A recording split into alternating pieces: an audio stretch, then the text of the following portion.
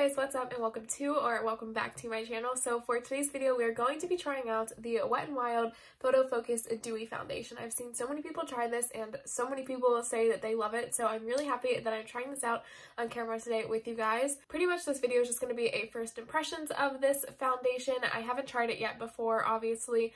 I was going to do a wear test, but it's kind of like late in the day already, so I feel like it was kind of pointless to do a wear test.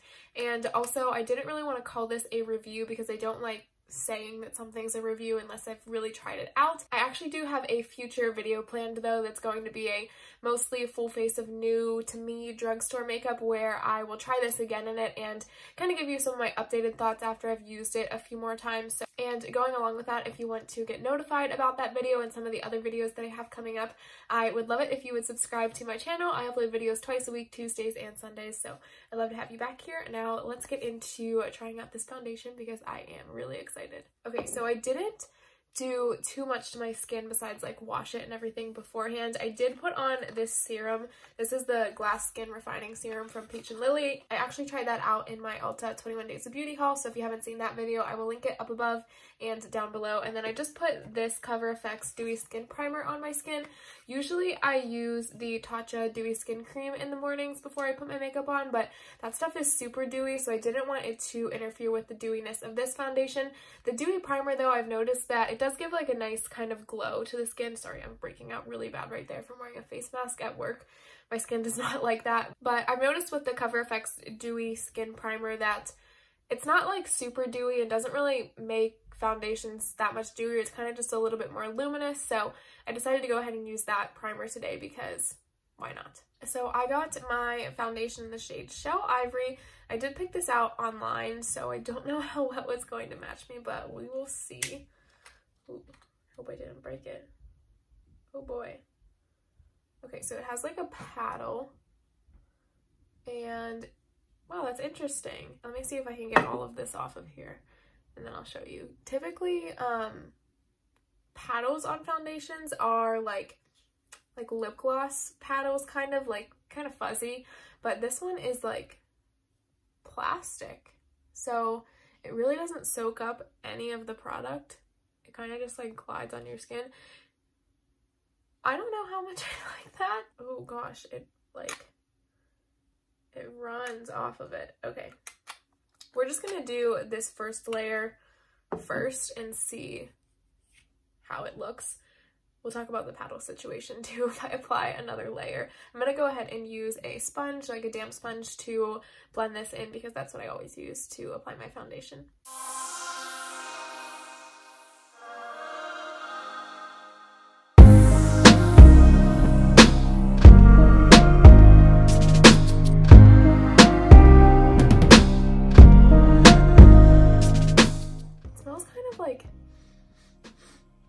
My grandma's perfume.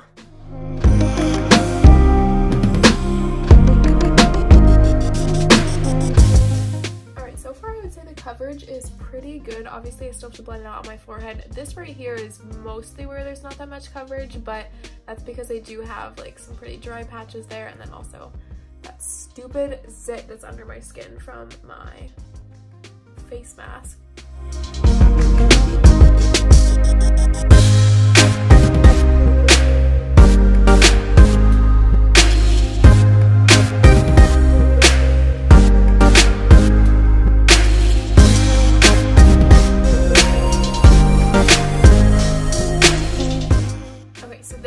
Foundation with just one layer of coverage. I think it looks really pretty. Let me bring you guys a little bit closer so you can see my skin close up.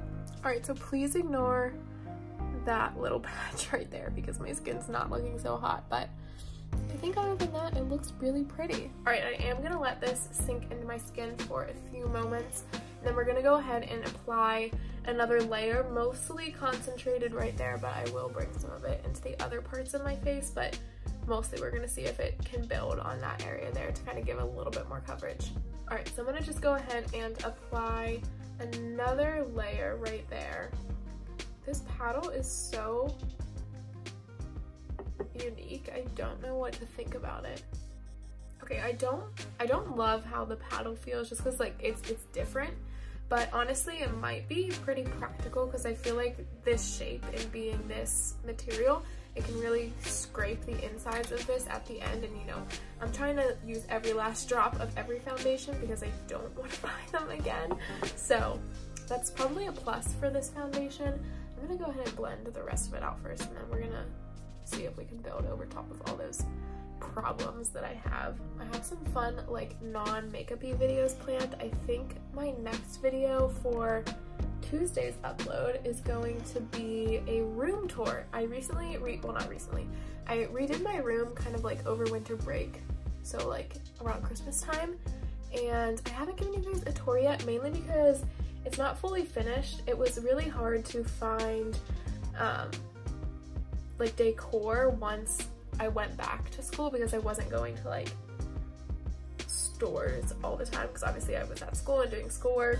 So I have like some things that are still missing. Okay, yeah, I think it did build pretty well. Obviously here you can kind of still see through, but not as much as with just one layer. This, there's no way I'm covering that up because it's ginormous and red and just horrible. So I think that it looks really pretty, but anyways, it was really hard for me to like find decor because I didn't feel like ordering more stuff because I already ordered all of this furniture, my bedspread and pillows and stuff for my room renovation whenever I did it over winter break.